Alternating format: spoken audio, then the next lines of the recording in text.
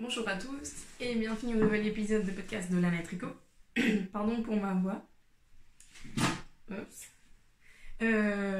Du coup, bienvenue et c'est le podcast post-anniversaire, d'où ma voix très, abîmée. Je perds très rapidement ma voix, du coup à la première journée après l'anniversaire, le vendredi, j'avais plus de voix.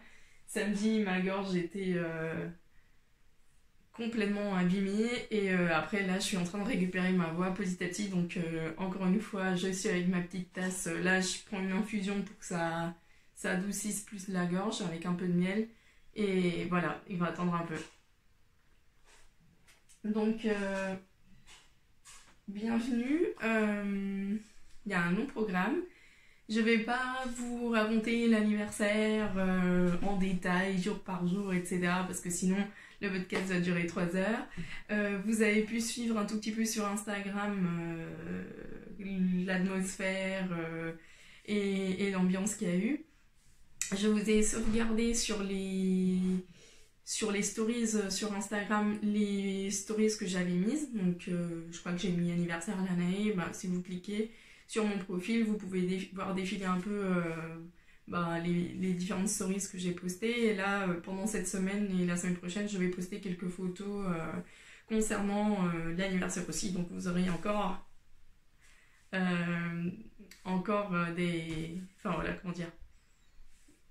des informations concernant ce qui s'est passé, comment ça s'est passé. Donc, mais bon, en gros, vous remerciez toutes et tous d'être venus, ou si vous n'êtes pas venus, de m'avoir envoyé un petit message. J'ai eu énormément de petits messages sur messages privés pendant ces jours-là. Franchement, merci, ça fait énormément plaisir. C'est 2 années de travail intense. On commence la 3e, donc voilà.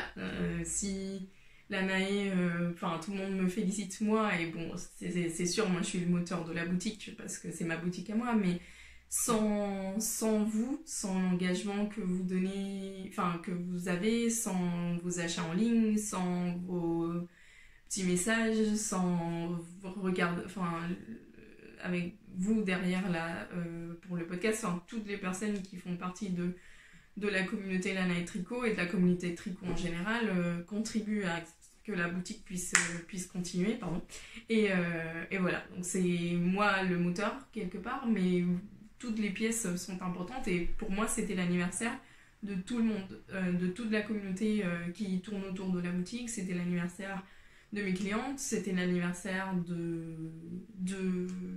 franchement de toutes les personnes qui ont créé cet univers, et voilà, je suis très contente, très, très heureuse et très fatiguée. D'ailleurs, vous avez vu que je vous avais promis, c'est beaucoup dire, mais je vous avais dit qu'on serait à la boutique cette fois-ci, mais en fait, à la boutique, le problème c'est que il y a toujours le même souci de mon appareil photo, mon trépied. Là, par exemple, vous êtes sur ma table à repasser. À la boutique, je ne vais pas apporter ma table à repasser pour pouvoir filmer en plein milieu de la boutique comme je faisais avant. Donc, je n'ai pas eu le temps de prendre le temps de voir comment j'allais fonctionner avec les podcasts à la boutique. Donc, une fois que toute la réorganisation après l'anniversaire et les quelques événements que j'ai après, je prendrai mon temps petit à petit de voir comment va évoluer le podcast. J'aimerais davantage qu'il fasse un retour à la boutique, parce que pour vous montrer certaines choses, parfois c'est plus pratique pour moi, et que ça me sort du travail à la maison, parce que le podcast aussi fait partie un peu de mon travail, même si c'est un peu entre les deux, c'est loisir-travail, mais ça rentre dans mon domaine, dans mon domaine professionnel. Et le matin, je prends du temps le matin pour pouvoir le faire. Bref, j'aimerais vraiment qu'il fasse un retour à la boutique, ou du moins que je puisse alterner, mais il faut vraiment que je trouve comment refaire avec mon appareil photo de la boutique. Bon, bref, c'est des aspects techniques, mais tout ça pour vous dire que voilà, ça a été tellement intense que j'ai pas eu le temps de regarder tout ça en détail. Du coup, je me suis acheté une petite tasse à 4,50 € comme cadeau d'anniversaire de la boutique au Jardin du Thé l'autre jour. Et du coup, j'en profite. C'est ma tasse du moment. Et voilà. J'ai eu l'anniversaire tout le temps dans la tête après cette semaine. Je pense que ça va durer encore la semaine prochaine. On a vraiment passé de très bons moments. Alors moi, c'était un peu comme les mariés dans un mariage où tout le monde veut être avec eux et ils veulent être avec tout le monde et finalement on n'en profite pas vraiment. Mais je sais que les gens ont vraiment eu le temps de passer des moments de qualité avec d'autres personnes, bien rencontrer les créateurs, donc les teinturiers,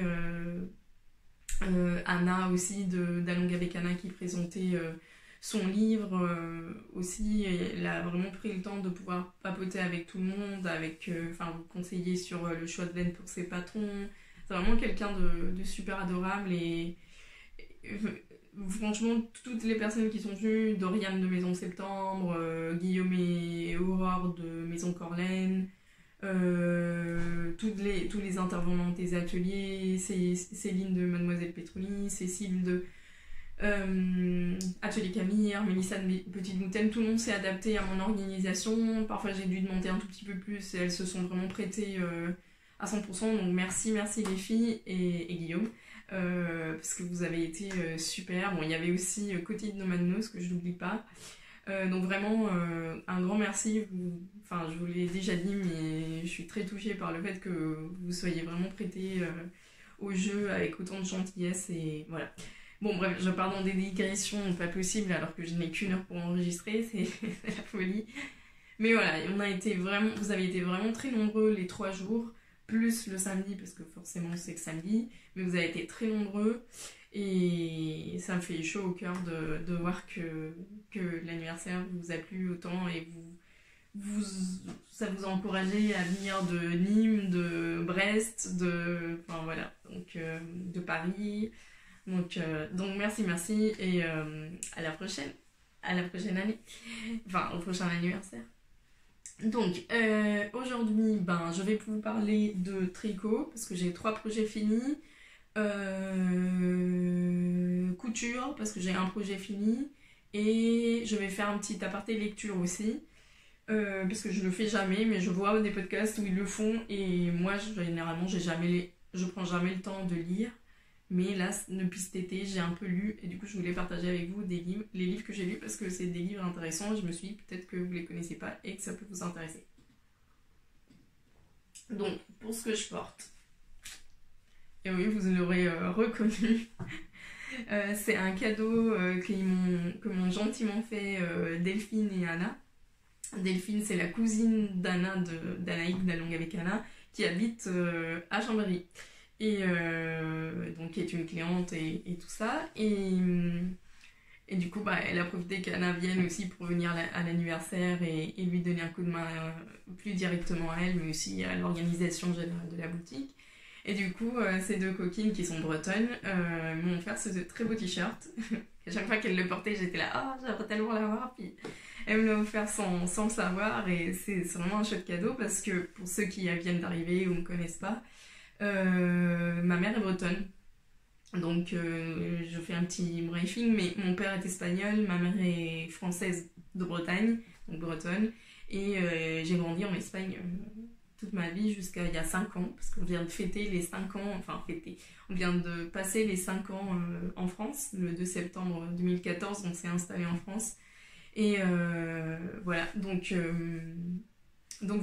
moi je suis un peu bretonne aussi, je suis en vrai un quart bretonne parce que c'est ma grand-mère qui est bretonne, mais mon grand-père est aveyronais, des Gorges du Tarn, mais moi j'ai passé les premiers étés, je venais tous les étés en France avec mes grands-parents et j'ai passé mes premiers étés en Bretagne parce que mon grand-père n'était pas encore à la retraite, donc du coup on était en Bretagne, puis après on est descendu dans le sud et on a passé plus d'été dans le sud, dans les Gorges du Tarn qu'en Bretagne, mais bon, ma mère est bretonne, elle a grandi en Bretagne et on se sent vraiment, il y a vraiment ce côté breton dans la famille, Donc voilà, je suis finistérienne, plus précisément du 29, et comme Anna, je crois. Et voilà, donc on a un peu ce côté breton, marin. En plus, mon père est aussi d'une ville en Espagne de pêcheurs et tout ça, donc on a vraiment ce côté marin breton qui est dans la famille, et c'est des coïncidences de la vie. Donc merci Anna, merci Delphine encore une fois pour ce chouette t-shirt qui est d'ailleurs très agréable à porter, c'est du coton, donc il est agréable. Et je ne porte pas de fais-main parce qu'il fait un peu chaud, je viens de sortir de la douche. J'avais pas envie de mettre un gros gilet ou un pull ou quoi. Donc voilà. Pour les projets finis en tricot, j'ai l'impression aujourd'hui que je m'éparpille beaucoup, mais je suis désolée. C'est la fatigue. Donc, mes projets finis, vous les connaissez tous, mais au moins ils sont finis. Je sais plus lequel j'ai fini. Bon, je vais commencer par celui-là, je crois que c'est celui que j'ai fini au tout premier. Donc, c'est les chaussettes, mon chip shop. Je crois que le coloris c'était Flamingo Legs, mais à vérifier. Donc, c'est très joli rayures marron, blanche, vert, rose et tout ça. Je vais essayer de parler un peu plus fort pour au cas où à l'appareil ça se... Donc voilà, j'ai fait les côtes, la pointe et le talon contrastant. Le talon, j'ai fait un talon, comme je vous avais dit la dernière fois, un talon renforcé. Et voilà, rien d'autre à dire. Je les ai tricotés en 2,25. Généralement, je monte 68 mailles parce que je tricote serré. Et voilà, je les ai pas portées encore. Et je les ai mises dans ma petite boîte à chaussettes que m'a offert mon amie Hélène. Je vous la montrerai la prochaine fois peut-être. Comme ça, je vous montre la boîte complète. On n'est pas encore remplie, mais il y a toutes mes chaussettes faites à la main. Voilà. Donc, la paire numéro 1. Puisqu'on est dans le truc chaussettes, je vous montre la paire numéro 2. Celle-ci, j'ai pas encore coupé les fils parce qu'elles sont encore humides. J'ai enfin fini mon plus vieil en cours de la midi. Je les ai montés en été, je crois que c'était juillet 2018. Et je les ai finis septembre 2019. Donc c'est des rayures que j'ai faites moi, avec des restes. Donc le reste violet, comme ça, sans speckle, c'est du Great and the Fibers Chalky. Donc c'est uni. Après, celui-ci avec des speckles, c'est le Lotus, le coloris Lotus. Et le bleu... Non, c'est pas du bleu, c'est du vert pétrole canard. C'est de la Jarwell de Langue. Donc ici, je me suis un peu amusée. J'ai fait la pointe en bleu. J'ai fait le talon après coup en mauve. Et les côtes aussi. Voilà. Alors, j'ai eu 30 millions de fils à rentrer... Ça fait beaucoup. Non, j'ai beaucoup de fils à rentrer pour ces chaussettes. Donc vous voyez, là, voilà, il n'y a que des fils. Bon, ils sont tous rentrés, mais je n'ai pas coupé. Les premières rayures, j'avais coupé, vous voyez. Mais après, j'ai suivi. J'ai suivi les couleurs, donc je faisais 10 rangs de couleurs et je suivais le fil à chaque fois. Parce que sinon, c'était hyper pénible. Je me suis dit, non, mais je vais jamais vouloir rentrer tous ces fils. Donc vous voyez, j'ai suivi... à chaque fois. Donc j'ai fait attention de ne pas tirer pour pas que ça se voit trop sur l'endroit. Donc si je vous montre l'endroit, voilà. Ça se voit pas ou à peine qu'il y a un petit fil derrière. Et comme c'est sur un des côtés du pied, ben je pense pas que je sente beaucoup, que je sente énormément, enfin que je le sente en fait. Il aurait fallu que je le mette sous la plante du pied ou des choses comme ça. Donc voilà, je suis tellement soulagée de l'avoir fini cette paire. Ça a été la paire boulet parce que en fait j'avais décidé de les faire les deux en même temps. C'est la première paire où je décidais de faire les deux chaussettes en même temps. Et qu'est-ce que c'est long, oh là là, parce que finalement tu avances très peu dans les deux. Et puis bon, après il y a eu des choses plus intéressantes. Et à chaque fois je les mettais de côté, de côté, de côté. Et là je me suis dit, allez, je l'ai fini. J'avais fini tout le tube d'une chaussette avant les vacances.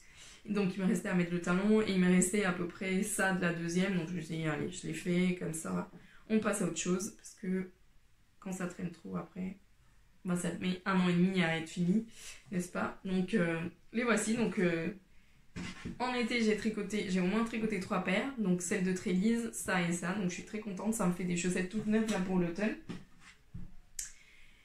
Et il faut encore que je finisse 2 paires que j'ai sur mes séquins. Et tac, j'ai fini mon rosa. Donc je vous rappelle, c'était dans la laine que Céline m'avait offert pour mon anniversaire.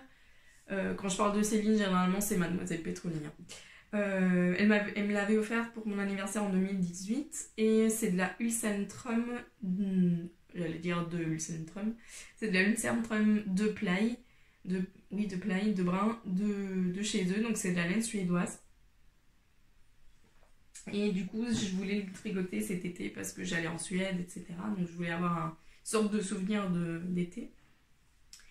Quoi dire? Alors, ben, je l'ai fini, j'ai fait des manches, je vais le passer comme ça, vous voyez un peu à quoi il ressemble le porté. Donc j'ai fait des manches qui sont courtes, enfin courtes.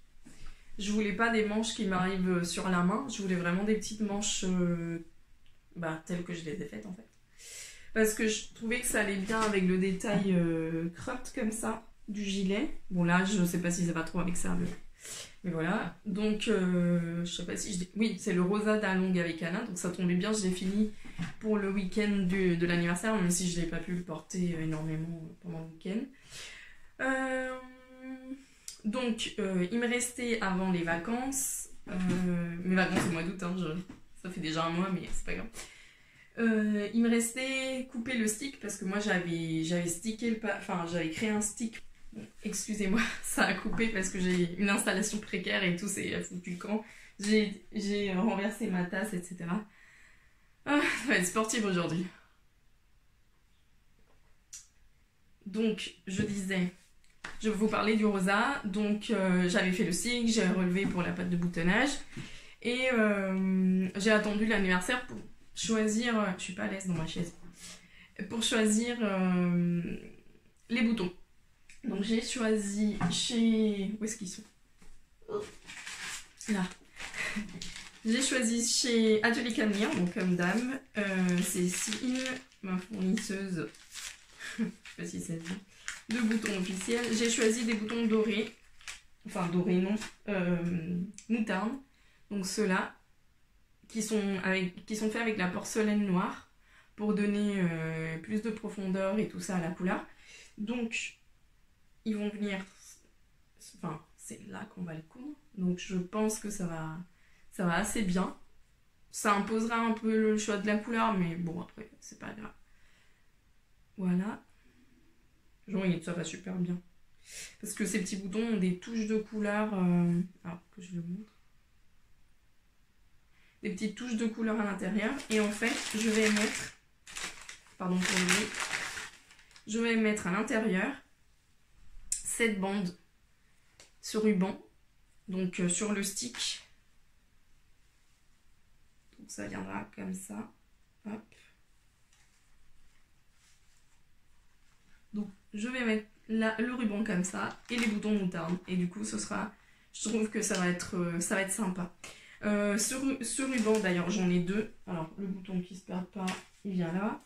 Donc j'ai fait 6 boutonnières, je crois qu'Anna prévoit 7, mais moi j'en ai prévu 6 parce que il y avait un bouton genre là et ça me plaisait moins, donc je l'ai mis, je crois que la première boutonnière vient là, voilà, parce qu'il y avait un autre ici mais ça me plaisait, enfin je savais que j'allais pas le fermer, donc c'était pas la peine. Donc j'ai acheté ces 2 rubans au musée Nordiska de Stockholm. Ils avaient de très jolis rubans comme ça, qu'on met pour les sticks ou pour sur les vêtements un peu traditionnels, je pense. Et du coup, je les ai achetés. Ils étaient vraiment... Alors, celui-là, il est comme ça. Pardon. Le rose est comme ça, corail et marron. Et celui-là, c'était moutarde et blanc.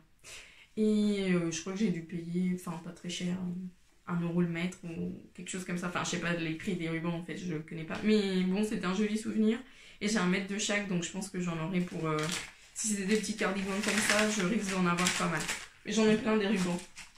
me disant un jour je ferai des sticks et tout ça, et là je suis en stick total. Donc d'ailleurs, que je fasse pas de bêtises, celui-là j'ai toujours pas mis de... Vous vous souvenez, j'avais fait ça avant l'été, pendant l'été, j'ai toujours pas couvert le stick de celui-là. Donc peut-être qu'avec le ruban rose ou avec un des rubans que j'ai aussi, je vais renverser le thé, le pauvre, dans l'infusion, je vais le laisser sécher. Donc il faut que je m'occupe de ça parce que bon, coudre à la main, je sais que je vais pas les coudre à la main, mais coudre à la machine, il faut que je trouve le réglage pour pas que ça se voit sur le tricot. D'ailleurs, si vous avez des astuces, je suis preneuse. Donc ça c'est pour mes projets finis. Donc celui-là, privilégions, disons, les robes et les pantalons taille haute. Là le t-shirt, je pense qu'il est trop long pour être pour... Enfin, j'en sais rien. Donc voilà, ça c'est ça. J'ai recommencé ma paire de chaussettes Gradient. J'ai oublié mon nom court. Donc je vous avais dit que ça allait être dur aujourd'hui. Donc j'ai recommencé cette paire de chaussettes, enfin recommencé non, j'ai repris cette paire de chaussettes, j'ai fini le motif, si vous vous souvenez c'était la paire un peu bizarre bicolore là. Mais du coup j'avais fait 2-3 erreurs et j'ai défait, j'ai pas remonté sur les aiguilles, mais ça devrait tarder, enfin ça va pas tarder parce que c'est ma seule paire et c'est mon seul tricot zéro cerveau en ce moment. Donc il va falloir que je le fasse pour ce soir parce que ce soir on a un petit quelque chose entre amis et du coup on va vouloir tricoter et je vais vouloir avoir un truc simple. Je vais aller prendre mon cours du moment et je reviens. La même semaine de l'anniversaire, Coty de Nomad Nose m'avait envoyé un écheveau de... Alors je vais vous en parler. Coty et Nomad Nose, en fait ce qu'ils font c'est, en tant qu'entreprise et que créatrice de l'entreprise, c'est faire travailler des personnes en situation sociale, comment dire, enfin des gens qui ont besoin d'aide. Ça peut être des handicapés, ça peut être des femmes de pays moins développés comme par exemple la Mongolie, le Népal et tout ça. Donc Coty travaille avec, donc a créé une marque de fibres, de laine, en faisant filer des fibres de la région, donc le yag, le chameau et le mouton sartoul principalement, par des femmes. Donc ils ont tout un processus de... elles achètent la fibre, puis ensuite elles vont le filer et elles envoient dans une petite usine pour qu'on fasse la teinture dessus. Et ensuite c'est une entreprise, enfin c'est une... je sais pas trop comment les mots exacts, mais c'est un groupe, une entreprise ou une organisation qui travaille avec des gens handicapés qui font le tri et tout ça. Donc elle travaille vraiment pour le développement des conditions de vie des minorités. Et elle m'avait envoyé, elle était invitée à l'anniversaire avec Célène le vendredi. Donc je vous avais parlé un peu sur les stories. Donc voilà la marque, comment elle s'appelle, Nomad Nose. Donc ça c'est l'étiquette que vous trouvez sur les écheveaux, avec après la qualité. Moi c'est le yak de Mongolie, donc c'est du 100% filet main. À l'intérieur vous avez un peu comment déjà la laver, donc lavage à la main de toute façon, hein. Et elles vous disent donc chaque écheveau filé à la main est filé avec... Oh, j'arrive pas à parler. Mais 2 à 3 heures à être produit et donne de l'argent, enfin faire entrer de l'argent dans des familles, surtout grâce aux femmes de ces familles-là, de la Mongolie et du Népal. Et donc voilà. Donc elle a fait une explication à laquelle j'ai pas pu assister malheureusement parce que j'étais à la boutique et j'ai encaissé et je m'occupais du reste, mais elle a fait une explication du coup du projet. Voilà, il y a plusieurs personnes qui ont assisté et franchement ça les a convaincus du projet solidaire que c'est, du processus. Donc je vous invite vraiment d'aller voir sur son compte Instagram et sur leur site web. Et du coup vous avez aussi une petite photo avec la personne qui a filé votre écheveau. Et après derrière les caractéristiques, donc métrage, poids, coloris, etc. Donc moi, elle m'avait envoyé, enfin j'avais choisi et c'est moi qui l'ai acheté, hein, les chevaux. C'est pas un cadeau, enfin c'est pas un cadeau. C'est moche de le dire comme ça, mais je veux dire, j'ai mis ma petite part aussi de, de contribution pour ce projet. Donc j'avais choisi le Yak 100%, filet main bien sûr, et c'est le coloris Yes My Eagle Can Do. Donc voilà. Et c'est un coloris caramel très très beau. Je sais pas s'il va bien ressortir avec ma lumière pourrie de cette chambre. Mais c'est un coloris, oui c'est un caramel rouille en fait. C'est le coloris qu'on appelle renard. Voilà, donc c'est un peu les coloris de cette année. Cette année, on tombe beaucoup sur le camel, le caramel, les pins, sapin, bouteille, bordeaux. C'est un peu les coloris de cette année. Donc, vous avez deviné que c'est un bonnet. Et je suis en train de faire le... Alors, je sais pas si vous arrivez à voir le point texturé ici. Elle est tombée par terre. Voilà, donc c'est du jersey en vert, c'est des côtes. Alors normalement c'est des côtes qui se replient. Moi j'ai fait là juste les côtes simples parce que je savais pas si avec 50 grammes j'allais avoir assez de laine. Normalement oui, j'aurais dû avoir assez de laine parce que le patron demande 210 mètres je crois et moi j'avais 240 mètres. Mais bon, je voyais ma pelette diminuer juste dans les côtes et je me suis dit bon, je vais faire des côtes simples. Au pire, ce que je peux faire, c'est faire une petite couture comme ça et faire une jolie bordure un peu repliée. Et du coup, le point texturé, je sais pas si vous le voyez vraiment. Bon, c'est un patron de Sari Nordlund et c'est le Varma avec un V, Varma Hat. Je vous mettrai tout ça dans les liens. Voilà, donc c'est un fil que je récupère parce que je vais vous montrer la pelote. C'est un fil un peu irrégulier parce que c'est du filet main. Vous voyez, il y a des zones plus fines, plus grosses. Mais maintenant, la production, ça c'est un lot précédent. Maintenant, la production est beaucoup plus homogène parce que il y a un des fileurs, en fait, c'est pas que des femmes, il y a aussi quelques hommes. Il y en a un qui file exceptionnellement bien. Je me fatigue moi-même au passage. Bref, et il file très très bien et du coup il a un peu formé les autres pour avoir des fils plus réguliers et plus uniformes au niveau du filage. Moi personnellement ça c'est pas du tout quelque chose qui me dérange parce que enfin j'apprécie le côté fil et main parce que je file moi-même donc ça me dérange pas du tout. Puis vous voyez même pour un point texturé ça ressort assez bien. Voilà, c'est extrêmement doux, c'est du yak. Donc on m'avait posé la question si c'était doux. Franchement, je crois qu'il y a, à part le cachemire, il n'y a pas plus doux. Mais vraiment très très agréable. Donc là j'avance bien et j'aimerais le finir bientôt. Voilà, je sais pas si ça ira avec... Donc ça c'est pour le Varma Hat de Sari Nordlund que j'ai commencé... un peu avant l'anniversaire, j'ai dû le commencer le jeudi soir, voilà, et bon, pendant l'anniversaire, autant vous dire que j'ai pas tricoté, mais là j'ai repris et c'était sympa. Et je l'ai tricoté ce week-end, le lundi et le mardi, désolée pour le bruit dehors, mais on a des travaux dans la rue et c'est un peu, même avec des fenêtres, enfin non, là il y a une fenêtre ouverte. Vous voyez, je pars dans tous les sens. Qu'est-ce que je disais ? S'il te plaît, arrête avec ton camion. Ah oui, je tricotais mon bonnet en regardant les... Alors, je sais pas le nom en français. Ni en anglais. C'est une série sur Netflix qui est basée sur un ancien film. C'est...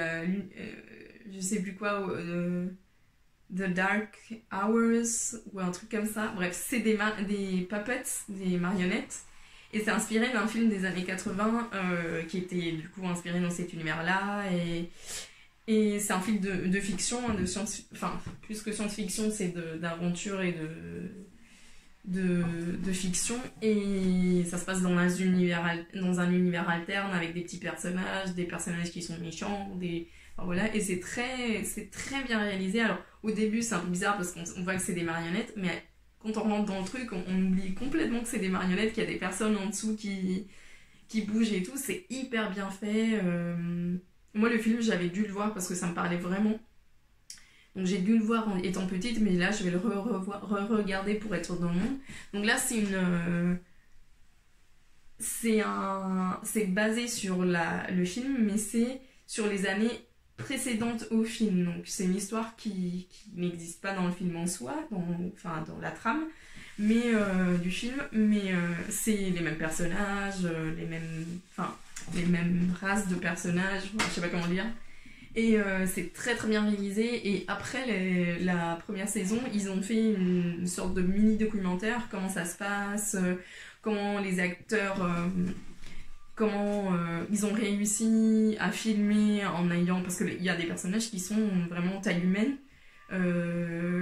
comment ils ont réussi à faire bouger, à rendre le truc vraiment réaliste, à faire disparaître, parce que parfois il y avait forcément à certaines scènes les personnes qui étaient derrière qui apparaissaient, comment ils les ont, enfin, c'est vraiment comment ils ont créé l'univers, c'est vraiment très très bien fait, donc ça m'a beaucoup plu. Pourtant je pensais pas que ça me plairait, je suis pas très marionnette et théâtre et ce genre de choses, mais c'était très cool. Donc je vous le conseille, même si le nom c'est l'ère de la résistance, la résistance. Bref, je vous mettrai le lien en dessous, je suis désolée. Mon cerveau n'arrive pas à produire plus que ce que je vous dis. Donc, désolée pour cet épisode de podcast un peu bizarroïde. J'espère que vous êtes quand même contents de passer un moment avec moi. Pour le deuxième cours, j'ai commencé le Steam Valley de... Ah non, il y avait Cana. Décidément, aujourd'hui, c'est sa journée. Salut d'ailleurs, si tu regardes. Donc Anna, avant l'anniversaire aussi, il y avait une semaine avant ou comme ça, avait demandé des testeuses pour un de ses patrons. Et du coup, je lui avais dit il y a longtemps que ça m'intéressait et tout. Et du coup, elle m'avait gardé un peu dans l'idée. Puis elle m'a proposé, je lui ai dit oui.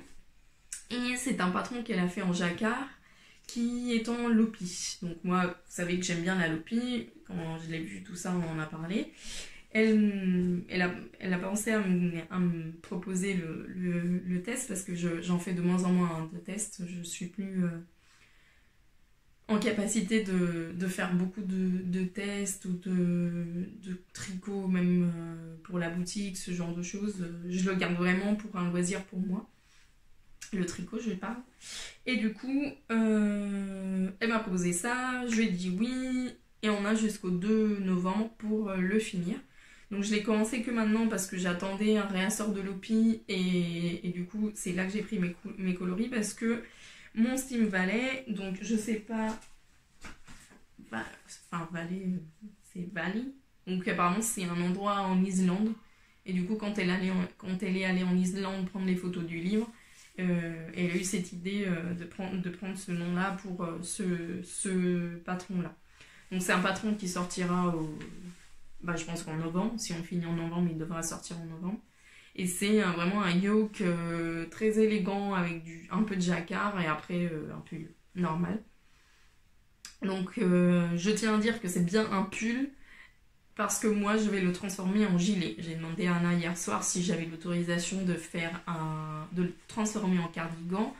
Donc je suis en train de mettre un stick pour pouvoir le couper. Pourquoi ? Eh bien parce que j'ai beaucoup de pulls, beaucoup trop de pulls et vraiment pas assez de gilets. Donc je me suis dit, ça donnera peut-être aussi pour le test et après pour les patrons, pour les réalisations, ça donnera aussi de la pluralité dans les projets d'Anna, enfin sur Ravelry, et du coup ça donnera peut-être envie aux gens de se dire, ah bah tiens, moi je le ferai pas en pull mais je le ferai bien en gilet. Et du coup, comme Anna, dans son livre, donc là on parle de choses séparées, hein. Il y a le livre d'Anna que vous avez vu certainement apparaître sur Ravelry et sur Instagram et tout ça, donc je me mets en tricot en rond. Elle fait vraiment tout un détail, c'est dommage que je l'ai pas, mais on a tout vendu pendant l'anniversaire, donc j'attendrai à ça. Mais elle fait toute une partie technique ou comment faire le jacquard en rond, comment faire le stick et tout ça. Et après, il y a des patrons. Ce patron-là dont je vous parle, que je suis en train de tester, n'est pas un patron parce que je vais sur ma tablette parce que je veux vous montrer en fait le patron que je suis en train de tester, qui n'est pas dans le livre. Mais je me suis dit, en faisant un cardigan, ça aidera aux gens qui ont le livre à se lancer et appliquer ce que Anna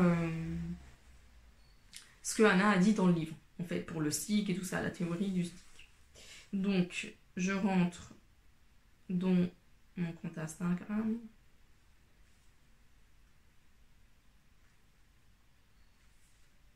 Et comme ça, je peux vous le montrer. Donc, c'est un peu le fait en lopi. Moi, je vais le faire en lopi également parce que c'est une laine que j'ai en boutique que j'aime beaucoup. J'ai déjà 2 pulls. J'avais fait l'hiver dernier un pull en lopi de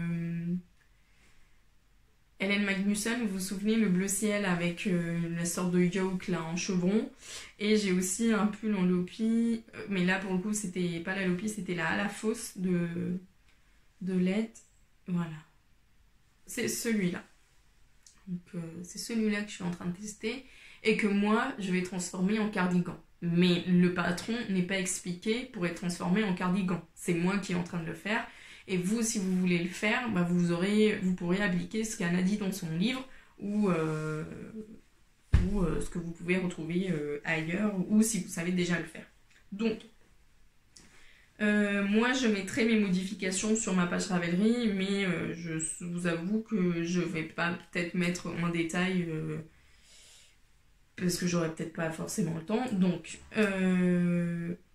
j'ai choisi en coloris principal le gris foncé anthracite numéro 52.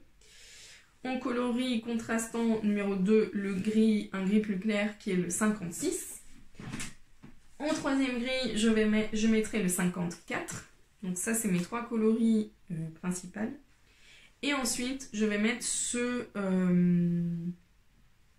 vert menthe chiné, qui était un échantillon que m'avait offert la marque enfin, c'est une marque suédoise de laine qui produit ses propres laines.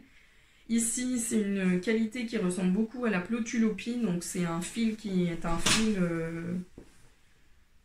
qui n'est pas retordu en fait. Bon là je l'ai mis en double parce que moi je vais le tricoter en double.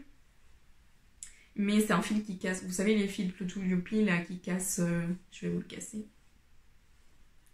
Qui casse très facilement. Donc moi je vais le mettre en double. Comme ça fera la grosseur de la loopie. L'épaisseur de la loopie. Et du coup je l'ai commencé hier soir et voilà où j'en suis. J'ai très peu de cardigans, pulls, gilets, tout ça foncé et encore moins gris. Vous savez que pour moi les neutres c'est plutôt les marrons. Et voilà. Donc j'avais envie de faire quelque chose dans les gris. Donc là c'est les 2 gris et ça c'est le vert turquoise, là vert menthe, pas turquoise. Voilà. Donc là ici j'ai mis 4 mailles pour le stick. Donc vous les voyez là, 1, 2, 3 et 4 que je sépare par des marqueurs. Et c'est là que je viendrai, si tout se passe bien, que je viendrai couper pour après le transformer en cardigan. Je reprécise, dans le patron, vous n'aurez pas l'explication pour faire le stick. Hein. Le patron est vraiment un patron de pull. Donc voilà, c'est assez divertissant à faire. Là, je suis en aiguille 4,5. Oui, c'est ça. En aiguille 4,5, je fais la plus petite taille et c'est hyper marrant. Ça va être vraiment un vrai plaisir à faire pour Anna. Je l'ai mis dans mon sac petite moutaine, comme ça tout rentre. Tchouk. Et voilà pour le tricot. Je vous le rappelle, Steam Ballet d'Anna. D'Along avec Anna. Hop. De la loopie dans la bouche. Voilà. Quoi encore? Ah ben, je vais vous parler de nouveaux rentrées dans le stash. Donc, dans ce que j'ai acheté de chez Maison Corlaine, j'ai acheté de quoi me faire un gilet à rayures. Et coïncidence, j'ai choisi les mêmes couleurs que un gilet que Aurore avait. C'était un gilet de... Je crois que c'est le Elementary de Nadia Crétin-Le Chêne. Et du coup, j'ai choisi les mêmes couleurs. En fait, j'ai hésité entre une quantité pull comme ça. Enfin, de cette couleur-là qui est, Aidan.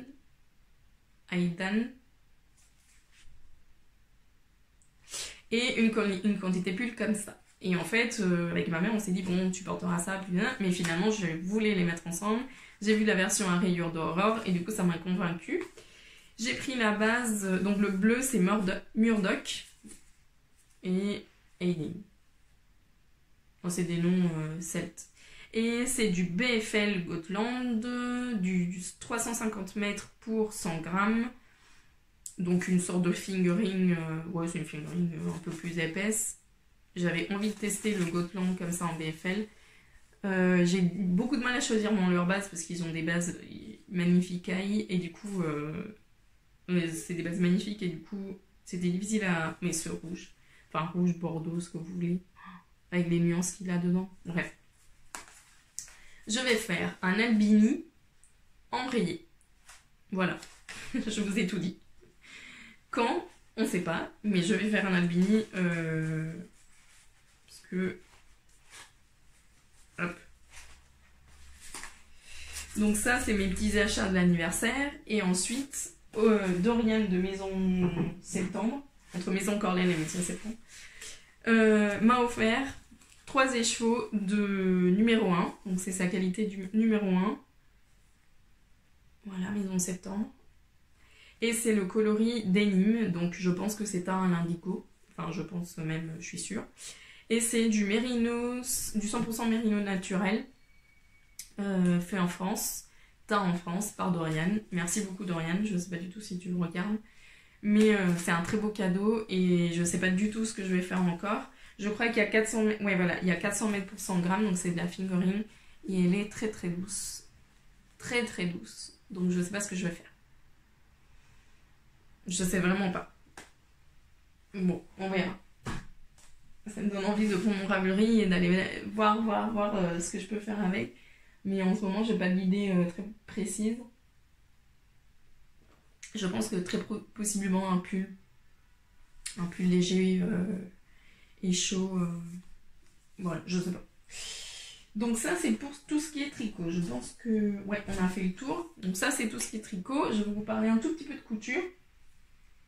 Donc j'ai un projet fini que j'ai fini juste avant l'anniversaire et c'est quelque chose que j'avais commencé en été et que j'avais pas fini. Il me restait que les coutures latérales à faire, mais c'était des coutures anglaises avec des poches. Donc ça a pris quand même un tout petit peu de temps, c'était pas juste finir et hop. Et bien sûr l'ourlet du bas. Donc c'est mon fameux Maya top transformé en robe. Donc là vous la voyez, c'est le Maya top.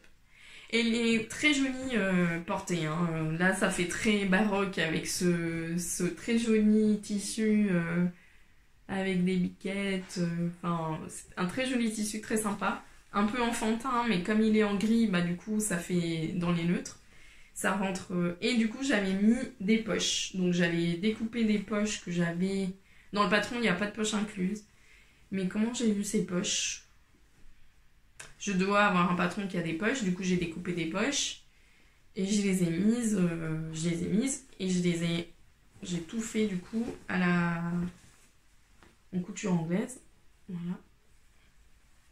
Donc là aussi bien sûr, pareil, et du coup l'ourlet après. Le ourlet. Donc voilà, rien de maintenant c'est un patron que je connais bien, que je fais assez facilement et voilà, en petite robe comme ça. C'est très sympa à porter avec un petit leggings ou avec un décollant. Voilà, je l'ai porté pour mon anniversaire, là il est porté, il faut que je le lave. J'avais pas assez de tissu, donc j'avais fait les parmentures dans un autre tissu gris. Pareil pour le col, mais ça se voit pas du tout. Ah non, le col je l'avais fait dans le bon. Bah, du coup c'était que les parmentures des manches. Voilà. Et rien d'autre à dire, c'est un coton 100% que j'avais acheté cet été en solde à la maison de la machine à coudre, ici à Grenoble. Et que j'avais beaucoup aimé. Et voilà. Ça fait un peu petite robe japonaise des années 60. Enfin, je sais pas, c'est un peu un mélange. Mais c'est très joli porté. Enfin, moi j'aime bien. Donc voilà. Voilà pour la couture. Et mon prochain prochain projet couture, voilà, c'est le Jactar de Merchants and Mills que j'ai déjà découpé. Enfin, j'ai déjà... En fait, les patrons de Merchants and Mills sont faits dans des patrons, dans des fiches... Enfin, comment dire? Les fiches patrons, c'est du vrai papier... c'est du papier, je sais pas comment on appelle ce papier, mais c'est un papier très fin.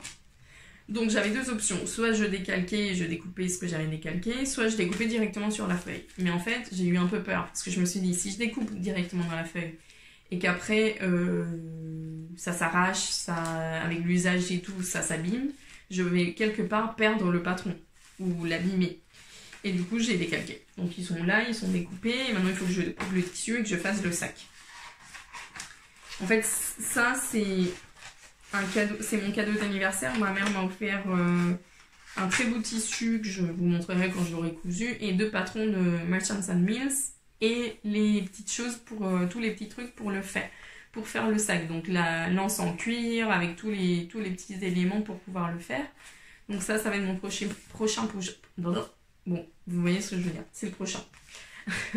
Donc je vais le faire dans le même tissu que j'avais fait ma veste Terra, parce que j'ai assez de restes pour faire ce sac. Je ne les mettrai pas forcément ensemble, mais au moins ça me fera vider mon stock de tissus où j'ai pas beaucoup de mètres. Décidément. Oh, voilà, mes tissus un peu où je sais pas trop quoi faire, mais là j'avais pile normalement la bonne quantité. Donc ça c'est pour la couture. Et pour la lecture, je vais vous parler de 3 livres. Le premier livre que j'ai lu pendant mes vacances, et c'est là où j'ai repris un peu la lecture, c'est un livre que Céline m'avait offert pour mon anniversaire. C'est un livre qui s'appelle Les oreilles de Buster, ou Buster, B-U-S-T-E-R, qui est écrit par une Norvégienne, dont je ne me souviens pas le nom. Je ne l'ai pas ici parce que je l'ai laissé en Espagne pour que ma mère le lise. Et c'est un livre très intéressant, c'est un livre du coup qui se passe en Suède, et du coup je l'ai lu pendant que j'étais à Stockholm et tout ça, donc c'était assez marrant parce que tu repères les lieux, ouais on était dans le vieux Stockholm, bah, tu y es quoi, c'est très marrant. Donc j'avais fait le choix de le lire vraiment à ce moment-là, et puis Céline avait fait le choix de m'offrir ce livre-là parce qu'elle savait que j'allais en Suède. Donc c'est un livre très intéressant, c'est un journal intime en fait,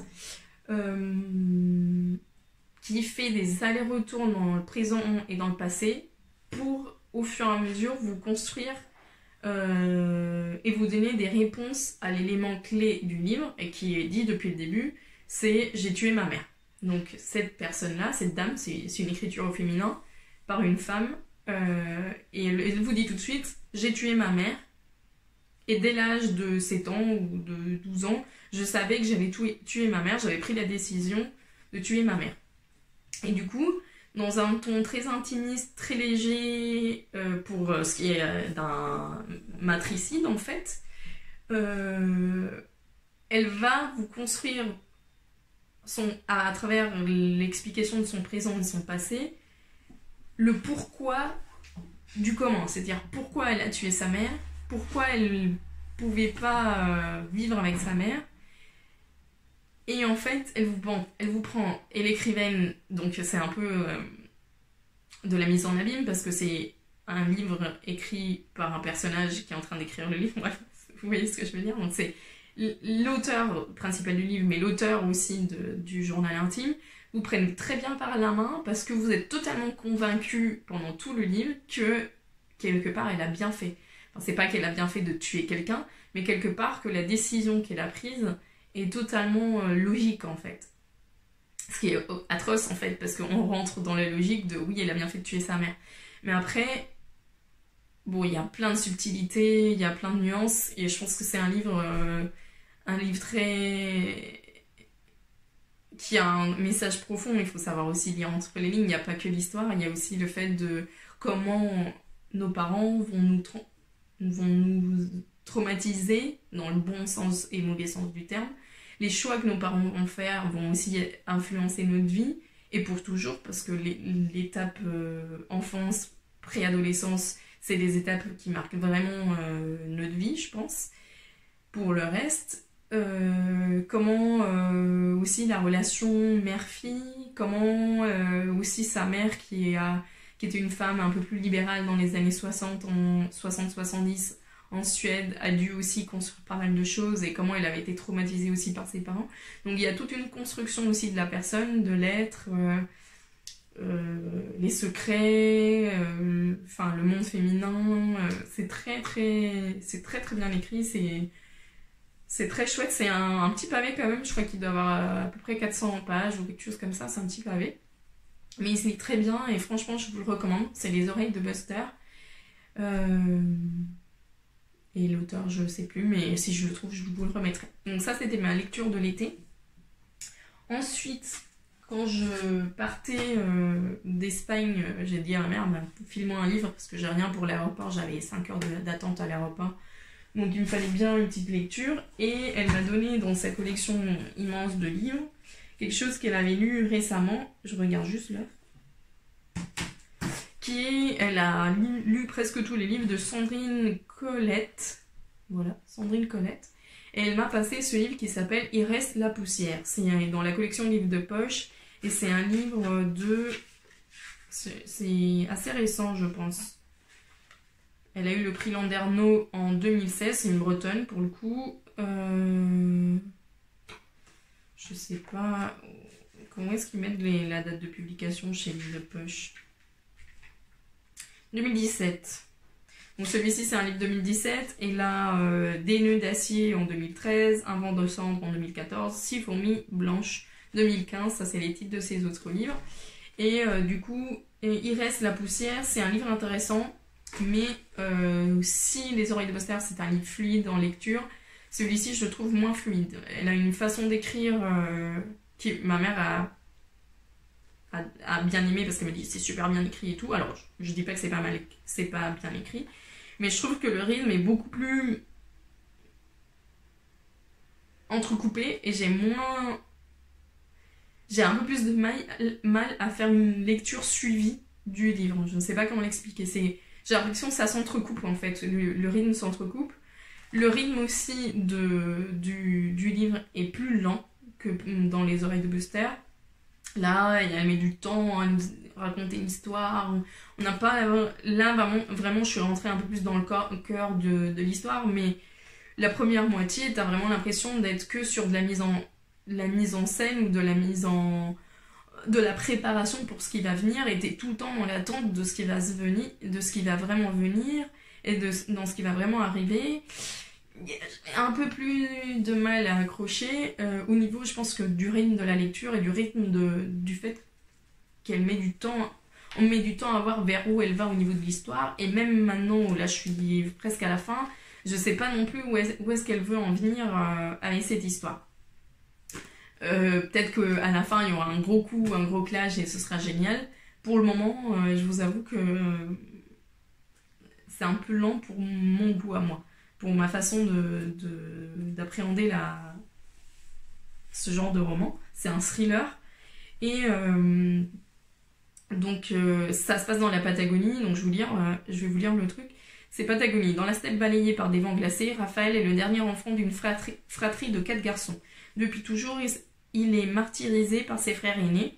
Leur père a disparu, leur mère ne dit rien, perpétuellement murée dans un silence hostile. Elle mène ses fils et son élevage de bétail d'une main inflexible, écrasant ses rejetons de son indifférence. Alors, incroyablement seul, Raphaël se réfugie auprès de son cheval et de son chien. Dans ce monde qui meurt où les petites fermes sont remplacées par d'immenses domaines, l'espoir semble hors de portée. Et pourtant, un jour, quelque chose va changer. Raphaël parviendra-t-il à desserrer les taux de terreur et de violence qui enchaînent à cette famille? Donc en fait c'est ça, c'est encore l'histoire d'une famille, de comment la famille va torturer, traumatiser, écraser dans ce cas-là l'enfant. C'est en parallèle, il peut être mettre en parallèle avec l'oreille de Buster parce que autant sur l'oreille de Buster on a la petite fille qui va être traumatisée, qui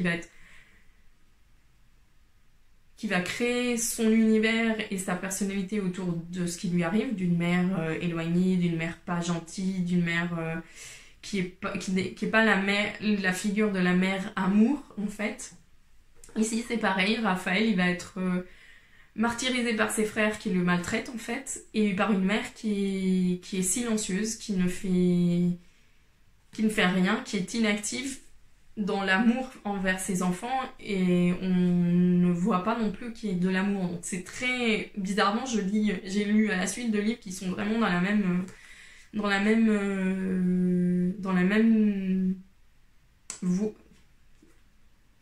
le même type d'écriture, en fait, de création du soi, de la personnalité, de l'adulte à travers l'enfance, et comment l'enfance va marquer la vie de l'adulte.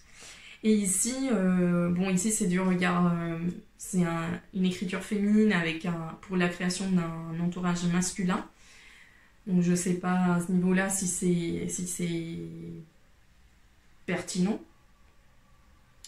Et voilà, et là j'essaie de voir, de finir pour voir ce qui se passe vraiment à la fin, parce que en gros il se passe pas grand-chose. Elle nous décrit déjà la vie de la famille, comment la famille et Raphaël se comportent, puis après il y a un petit truc qui s'est arrivé, mais c'est long, enfin j'ai trouvé ça un peu long, mais c'est intéressant, et en plus c'est la période où il passe de l'élevage de bœuf à l'élevage de moutons, parce que la laine dans la Patagonie donnera plus d'argent, tel qu'on le voit aujourd'hui, que la viande, et du coup il passe sur le mouton. Donc vous avez la tonte des moutons, les concours de moutons, la naissance des petits agneaux, etc., etc. Donc la vie de cette famille est marquée aussi par la vie des moutons, et bon, c'est un peu le lien sympathique avec ma vie personnelle en tant que lainière.